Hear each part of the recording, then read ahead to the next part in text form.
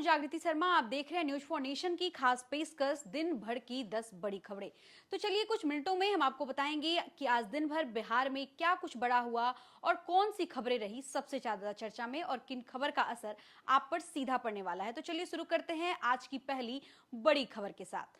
बिहार की सियासत में इन दिनों 10 सर्कुलर रोड स्थित सरकारी आवास को लेकर घमासान तेज हो गया है। पूर्व मुख्यमंत्री और बिहार विधान परिषद में नेता प्रतिपक्ष राबड़ी देवी को एक बार फिर भवन निर्माण विभाग ने बंगला खाली करने का नोटिस जारी किया है।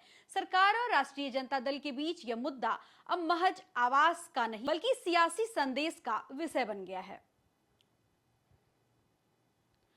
दूसरी बड़ी खबर, पटना के चर्चित कोचिंग विवाद और फायरिंग मामले में गुरुवार को अदालत में सुनवाई हुई। इस दौरान रोशन आनंद सर के पक्ष के दो कर्मियों अभिषेक और गौरव को अदालत की राहत मिल गए।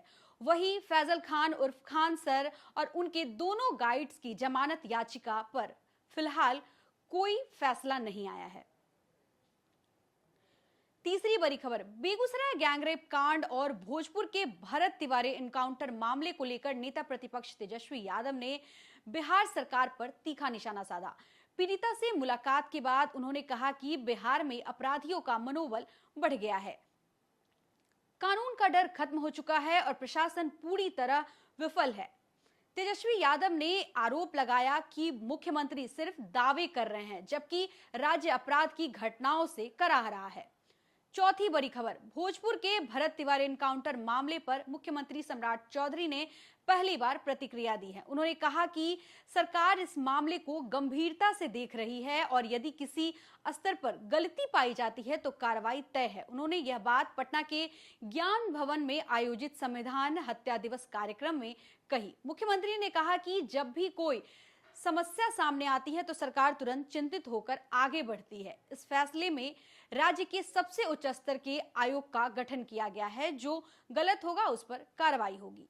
पांचवी बड़ी खबर, राज्य सरकार जल्द ही बिहार राज्य शिक्षक स्थानांतरण नियमावली 2026 लागू करने जा रही है। नई नीति के तहत प्राथमिक, माध्यमिक और उच्च माध्यमिक विद्यालयों के शिक्षकों, प्रधान शिक्षकों और प्रधानाध्यापकों का स्थानांतरण पूरी तरह ऑनलाइन और पारदर्शी प्रक्रिया। लंबे समय से तबादले की मांग कर रहे लाखों शिक्षकों को इससे बड़ी राहत मिलने की उम्मीद है।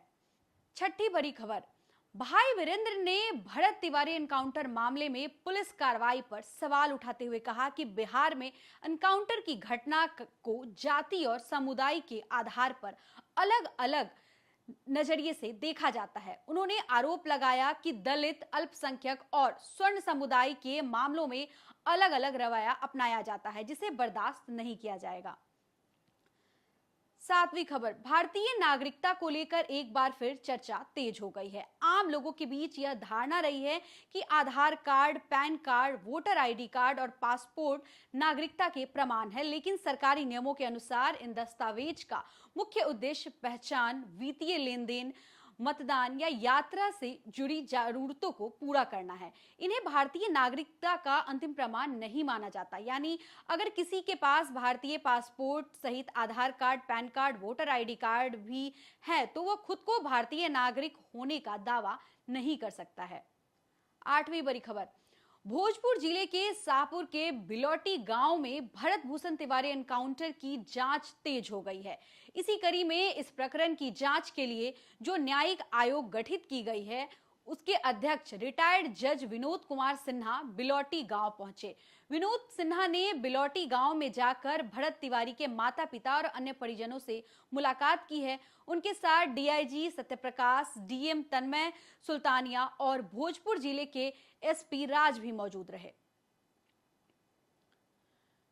नौवीं खबर, भोजपुर के बिलौटी एनकाउंटर मामले को लेकर उपेंद्र कुशवाहा ने लोगों से सरकार और प्रशासन पर भरोसा रखने की अपील की है। उन्होंने कहा है कि मामले की उच्च स्तरीय न्यायिक जांच शुरू हो चुकी है और रिटायर्ड जज घटनास्थल का दौरा कर रहे हैं। उपेंद्र कुशवाहा ने सभी से धैर्य रखने और जांच रिपोर्ट आने का इंतजार करने की अपील की है। 10वीं खबर, 26 जून को मुहर्रम के मद्देनजर पटना में सुरक्षा व्यवस्था कड़ी कर दी गई है। संवेदनशील इलाकों में भारी पुलिस बल मजिस्ट्रेट और दंगा निरोधक दस्ते तैनात किए गए हैं। सेंट्रल एसपी ममता कल्याणी ने बताया कि जुलूस की निगरानी ड्रोन और सीसीटीवी कैमरे से की जाएगी। वहीं सोशल मीडिया पर अफवाह या माहौल बिगाड़ने की कोशिश करने वालों पर पुलिस की साइबर और सोशल मीडिया टीम 24 घंटे नजर रखे हुए हैं। तो फिलहाल इस खबर में बस इतना ही। ऐसे ही और तमाम अपडेट्स के लिए बने रहे हमारे साथ, देखते रहे न्यूज़4 नेशन। धन्यवाद।